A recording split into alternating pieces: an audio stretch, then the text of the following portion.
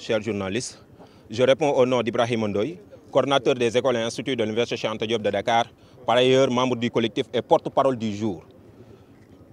Allez, vous pouvez revenir sur l'objet de votre point de presse d'aujourd'hui. Aujourd'hui, nous avons appelé la presse nationale et internationale pour expliquer réellement ce qui se passe et ce qui s'est passé à l'intérieur de l'Université Cheikh Anta Diop de Dakar. Comme vous avez eu à le constater, les droits et libertés des étudiants sont bafoués. La liberté d'expression qui existait jadis au sein de ce temple du savoir a été bafouée. Les étudiants ont été contraints de quitter l'Université Cheikh Anta Diop de Dakar et aujourd'hui on nous impose d'une manière unilatérale de tenir des cours en ligne qui est quasi impossible sur le territoire national, qui n'est pas couvert. Vous avez eu aussi à le constater, une partie des travailleurs du coude qui s'appelle, dit-il, des syndicats des travailleurs. Tenir un point de presse pour ternir, pour faire une campagne de diabolisation d'une manière machiavélique de l'étudiant, quelque chose que nous fustigeons, eu égard de toutes les situations ou bien des faits qui se sont déroulés à l'Université Cheikh Anta Diop de Dakar. Je vous dis, qu'est-ce qui s'est passé à l'université? L'ensemble des bus n'ont pas été brûlés. L'ensemble des bus n'ont pas été brûlés. L'ensemble des amphithéâtres n'ont pas été saccagés. Je m'explique. Seul le chapiteau de la faculté des sciences juridiques et politiques a été incendié, quelque chose que nous déplorons. Seul l'amphi Eugénie Rokhaya Aw, dit CESTI et son foyer ont été incendiés. Seuls des bus qui permettaient de transporter les étudiants ont été brûlés. Mis à part cela, l'université n'a subi que des dégâts matériels qu'on peut énumérer en termes de vitres qui ont été cassées au niveau de ces facultés. Pour vous dire que l'université est bel et bien opérationnelle et l'université peut recevoir les étudiants avec des propositions concrètes. Quels sont les points de discorde avec les autorités de l'université? Je continue sur mon principe. Au niveau du campus social, seul le bureau du directeur, la direction de l'ACP et du salle d'accueil ont été incendiés, qui se trouvent à l'instant inopérationnels.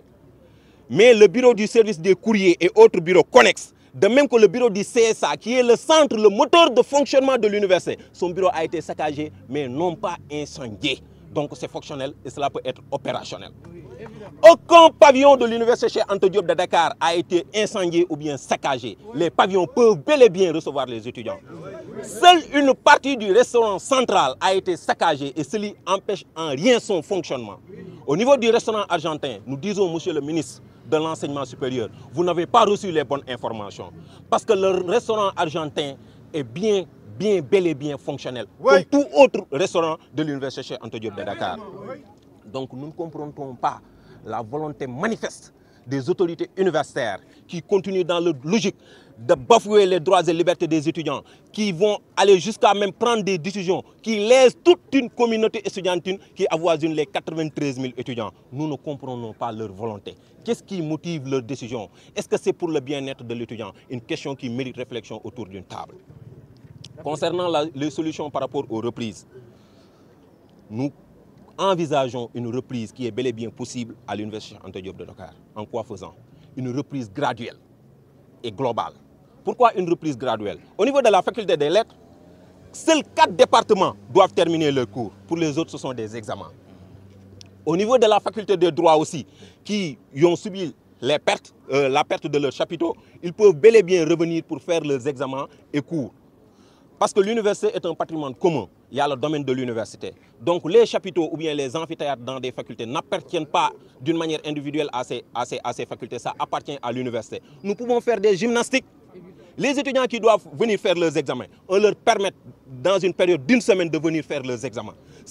Et ces derniers vont terminer leurs examens et partir en vacances pour permettre aux étudiants qui n'ont pas encore terminé leur cours pendant 2 semaines, 3 semaines maximum, de venir faire leur cours et examens. Comme ça, nous allons prendre nos vacances universitaires qui nous permettront de faire la réparation au sein de l'université.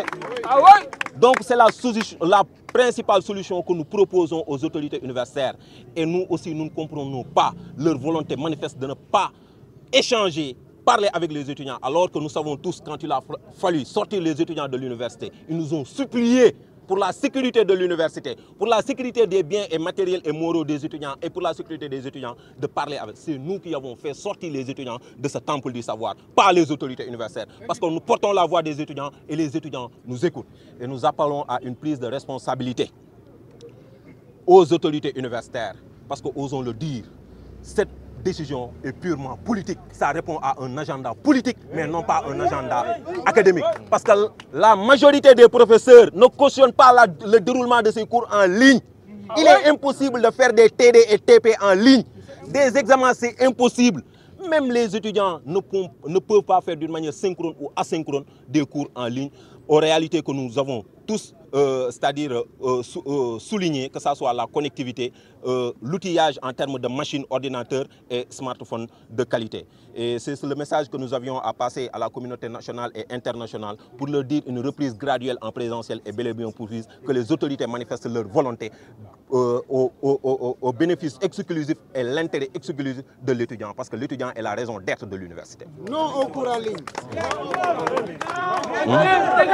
commencé dañuy ñaawlu lenn li nga xam ne ni xew na fi moo li ngeen gis suñu ginnaaw nii tey jii ñun ay étudiants nañ dëkk ci kër gii fii war a tenir suñu point de presse war a wax ak suñu mbokk étudiants yi ak ñi nga xam ne ñu ngi ci biti tey ñu ne ñu kenn du defee lii fii ci université bi te ñu nekk ay étudiants fii ci université bi loolu dañ koy ñaawlu ñu yebal ñu police pour ñu ñëw wàcce ñu loolu tey képp kuy étudiant tey da nga koy ñaawlu musul am biir université tey ñu bëgg ñu ko imposer fii d'abord dañuy njëkk a ñaaw loolu bala ñoo commencé li nga xam ne nii moo fi xew barki démb nag am na ñu taxaw fii wax muy syndicat bi nekk fii ci COUD ñu tuddee leen synthèse ñu taxaw wax lan moo xew biir université Anta Diop de Dakar ñun étudiants yi nga xam ne ñu nekkoon sur le terrain xam nañ lan moo xew biir université Anta Diop de Dakar ñun ñoo xam li xewoon biir université Anta Diop de Dakar tey taxaw nañu wax ne étudiants yi yàq nañ université mu nekk sos yoo xam ne nii teg nañ ko ci ndodd étudiants yi képp kuy étudiant di ko ñaawlu képp kuy étudiant di ko naqarlu ñu taxaw wax ne université dañ koo taal ba mu def dóom alors que ñoom li ñuy wax amuñ ci benn xam-xam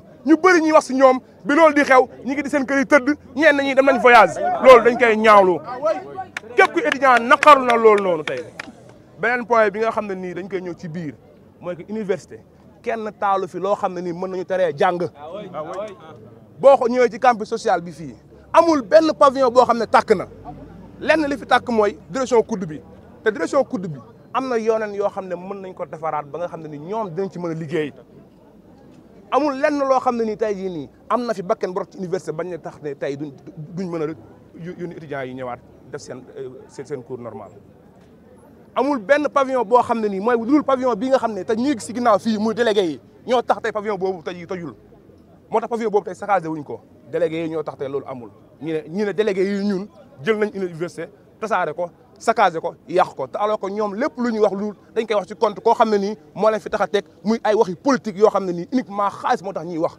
di yàq dër étudiants yi loolu dañ koy ñaawlu beneen point bi ci topp mooy ñu wax ci li nga xam ne mooy fac université yi nii campus pédagogique bi amul lenn benn campus pédagogique boo xam ne mën na tere étudiants yi ñëwaat def seen cours yi benn fac droit moo am problème muy fa ma nekk muy fac droit chapiteau ba moom nañ taal chapiteau boobu nga xam ne mat sax 200 millions ñu ne 1 milliard 500 nañ ko defaree chapiteau boobu donc moo am problème ci biir université yëpp amul benn amphi boo xam ne taal nañ ko bu dul amphi CESTI bii nii moom lañ fi taal ñaari amphi yooyu kese moo tax ñu ne université mënuñu ko ubbi waat étudiants yi jàngaat mu nekk loo xam ne nii képp kuy étudiant da nga koy ñaawlu képp kuy étudiant da nga koy fustiger ba sa bakkan yem li ñuy wax autorité bi nag mooy ministre de l'enseignement supérieur amul information bi nga xam ne nii tey jii nii doy na sëkk ba mu mën a xam université li fiy xew ministre de l'enseignement supérieur li ñu lay wax ci étudiants yi loolu amul ministre de l'enseignement supérieur li ñu lay wax ci université loolu nekkul loo xam ne nii loolu moo nekk ñun étudiants yi dund biir université te bëgg a jàng ñoo lay wax li xew biir université li muy wax du dëgg. li ñuy wax amul fenn loo xam ne teg nañ ko ci dëgg lu dul bëgg a lor étudiants yi donc feneen fi ñuy waxee mooy cours en ligne yi cours en ligne mënul am cours en ligne mënul am biir université mënul am fii Sénégal démb seetaan nañ RTS ku seetaan RTS démb xam ne li xew foofu noonu démb cours en ligne mënul am fii réseau bu baax RTS bi télé national mënuñu ko fournir ñu ne étudiants yi ñun tey dañuy def loo cours en ligne yu impossible loolu tey jii nii loolu may ñu terminer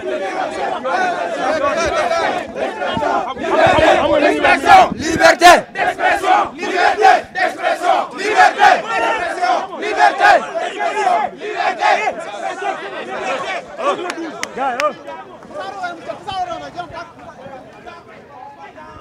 voilà lii mooy déclaration bi nga xam ne moom la étudiants yi def gis ngeen finalement mujjiw ñu dégg ak ñi nga xam ne ñoom ñooy police ndax bëggoon nañu def version wolof bi ba mu jeex waaye nag mayuñu leen ko léegi nag dañoo bëgg a initier seen benn marche bu ndaw pour génn fi nga xam ne moom mooy couloir de la mort actuellement nii moom lañ leen di couvriral ndax dinañ mën a génn voilà ñu ngi doon wax li nga xam ne moom mooy ci liberté d'expression fu mu toll nii dañuy def li nga xam ne moom mooy marche pacifique xaw ma ndax dinañ leen ko mën a may ginnaaw bu ñu defee li nga xam ne mooy déclaration bi ñu ngi ñaan étudiants yi pour ñu mën a génn fi nga xam ne moom mooy couloir de la mort seen morom étudiants yi itam ñu ngi leen di ñaax à ce que ñu mën a libérer li nga xam ne moom mooy yoon bi.